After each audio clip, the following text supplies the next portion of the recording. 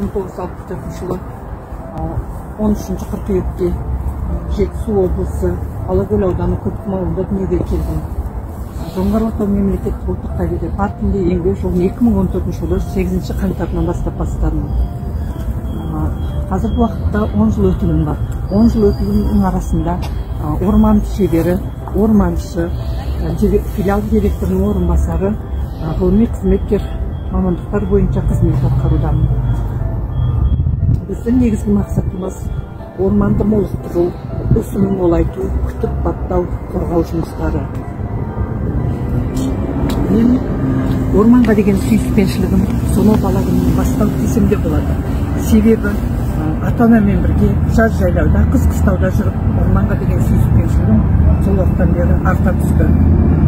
Менің осы еңбек жолында қызмет атқарып жатқан уақытымда болашақ жеткіншек ұрпақтарға өзімнің іс тәжірибемді үйрете отырып, орманға деген сүйіспеншіліктерін арттыру. Бізге Алла тағаланың берген үлкен сыйы тіршілік көзі орман. Орман деген табиғат, табиғат деген тіршілік көзі. Осы табиғат бойлап, қамқорлық жасау үшін болашақ жас ұрпаққа аманат ету біздің үлкен парызымыз деп білемін. Жас жеткіншектің орманға деген сүйіспеншіліктерін арттыра отырып, қамқорлық көрсетіп, жан-жануарларға, құстарға, орманды тілсіз жау өрттен сақтауға үйренсе екен деген тілектемін.